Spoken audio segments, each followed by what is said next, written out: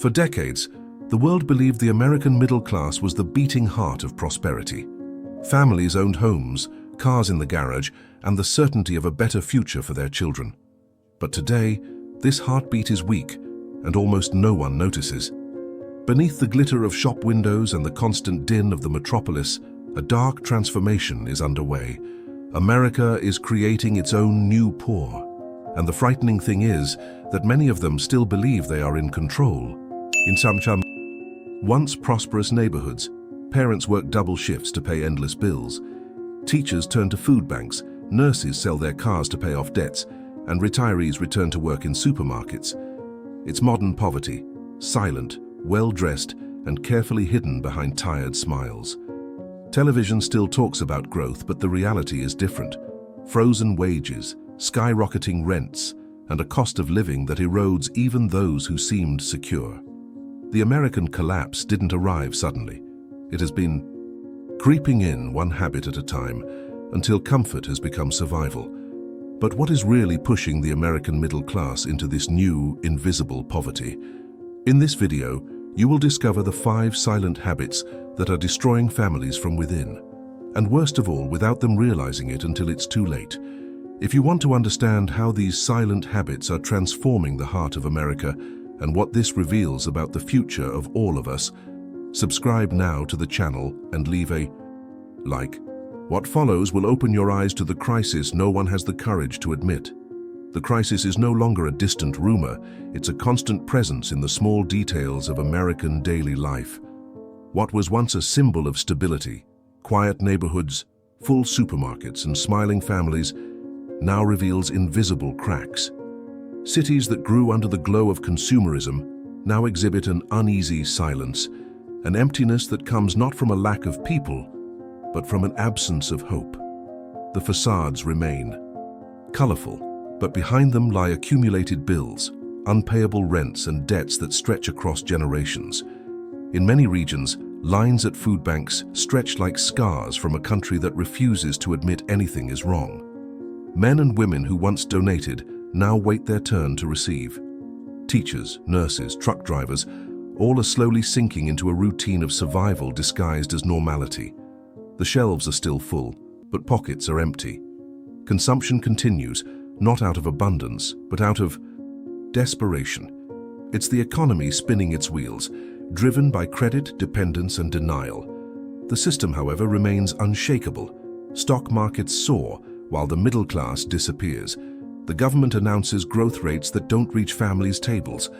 The media continues to sell the image of a prosperous nation, even as the American dream becomes a burden. And while the lights of big cities remain on, millions live in the shadows, trying to understand where it all started to go wrong. But is the collapse really just a result of the economy? Or is there something invisible, deeper, manipulating every step of this silent decline? Comment below with your opinion. Behind the statistics, headlines, and optimistic speeches lies a silent machine operating with surgical precision. The new American poverty is not a coincidence, but the result of a meticulous construction that began decades ago when credit was presented as freedom and consumption became synonymous with happiness. The financial system discovered it could profit more from debt than from work, and since then, it has molded an entire generation to confuse purchasing power with real power. Corporations have learned to transform desire into dependence. They sold the idea that to have is to be, that human worth can be measured by the brightness of a screen or the number of payments on a car. And while millions struggled to maintain this illusory standard, banks, tech companies, and large investment funds fed on collective exhaustion. Every click on Buy Now is a reminder that freedom has been hijacked and sold in small doses of digital dopamine. Politics, in turn, has become complicit in this cycle. Governments that once promised prosperity have come to depend on uncontrolled consumption to keep the economy afloat. And when the system falters, it is the same indebted workers who foot the bill. The cycle is perverse. Fear of collapse breeds more debt, and debt keeps the collapse going. This invisible mechanism requires no violence because it operates through desire. It doesn't destroy abruptly, it merely corrodes slowly until the individual believes they have chosen their own prison. Modern poverty, therefore, arises not from lack, but from excess, an excess of promises, incentives, and lies.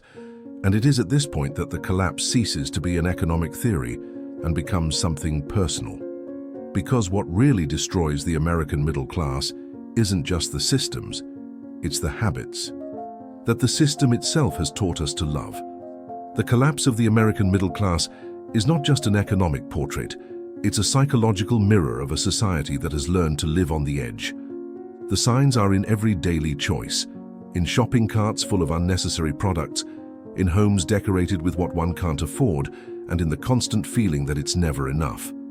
The first habit fueling this new poverty is live above your income. The promise of easy credit created an illusion of stability, and millions began to measure success by the size of their debt. They work not to build but to maintain the bare minimum of appearances. The second habit is confusing status with security. The quest for social recognition has transformed consumption into a religion, and each new material good serves only to temporarily fill the void left by uncertainty. Families no longer buy what they need. They buy what makes them appear successful, even if it costs them their future. The third, even more dangerous habit is using consumption as emotional anesthesia. After an exhausting day, the reward isn't rest, it's purchase. Clicking has become the new relief, and instant gratification has replaced long-term security. Thus, money isn't just spent on products, but on the need to feel something the system has taken away: control. The fourth habit is neglect financial education, blindly handing over their own fate to banks and apps that claim to simplify life but profit from misinformation. It's economic illiteracy disguised as convenience. And the fifth, the most destructive of all, is deny the problem, pretending everything is fine while the abyss grows beneath our feet. This collective denial is what keeps the collapse alive and invisible. Each of these habits in isolation seems harmless, but together they form the silent engine of the new poverty. An engine that doesn't need to stop running, it just needs no one to notice it's driving them.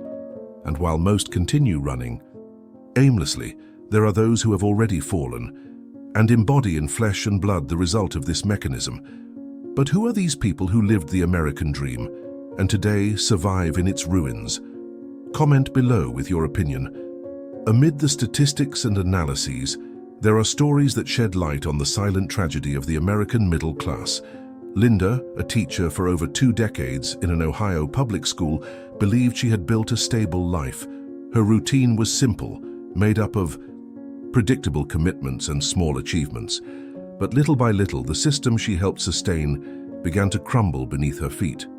Rising rent, the cost of medications, and stagnant wages turned comfort into anguish. When her health failed and her insurance didn't cover her treatments, Linda was forced to take out loans she could never repay. Her home became a memory, her car was returned, and what remained was a trailer parked on the outskirts of a town she no longer recognized. At night, as the wind rattles the thin aluminum walls, she remembers the days when she believed that hard work was enough to win. Today, victory is making it to the end of the month with light and food. Linda isn't an isolated case. She's a portrait of an invisible America, made up of millions of people who did everything right, but were swallowed up by a system that only works as long as someone loses. Each story, like hers, is a reminder that collapse doesn't happen all at once. It creeps in slowly. One bill at a time, one dream at a time. And while stories like this are repeated throughout the country, a new question arises, cold and inevitable. What do the numbers say when human suffering no longer fits into statistics? Behind the human stories, the numbers speak with a coldness that cuts deeper than any speech.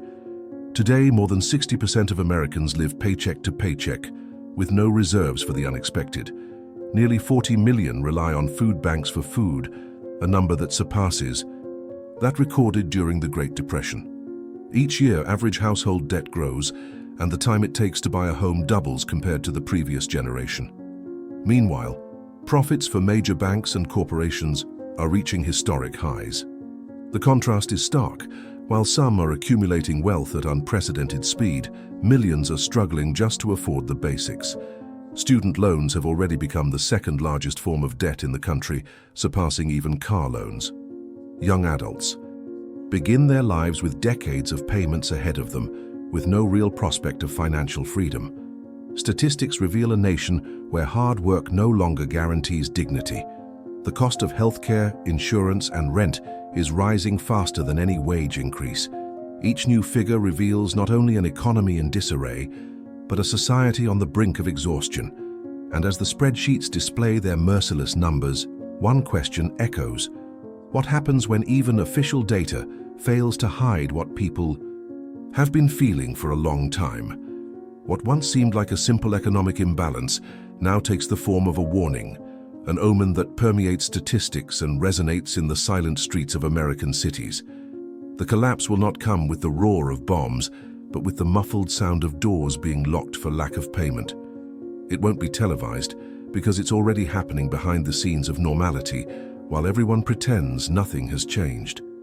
In small towns, schools are closing, hospitals are reducing their hours, and entire neighborhoods are becoming deserts of opportunity. The middle class, an engine of stability and growth, is disappearing before the eyes of a generation that believed in meritocracy as salvation.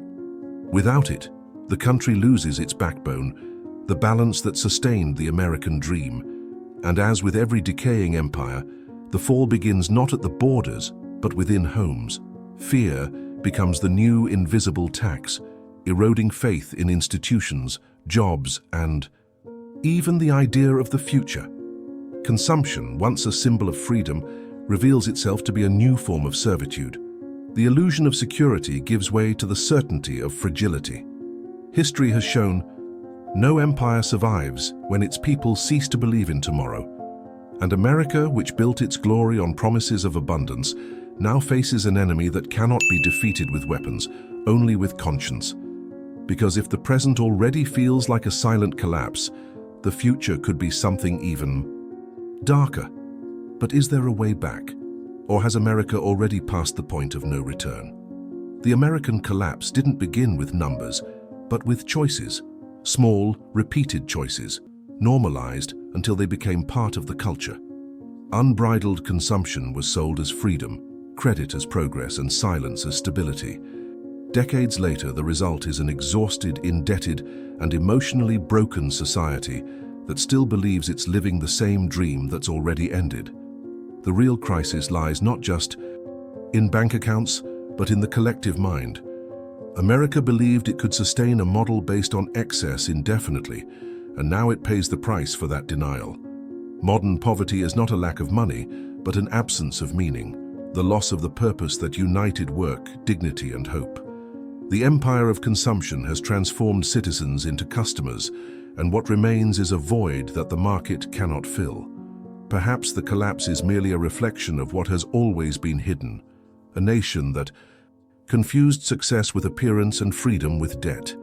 And in the end, what will collapse will not only be the system, but the very belief that the system worked.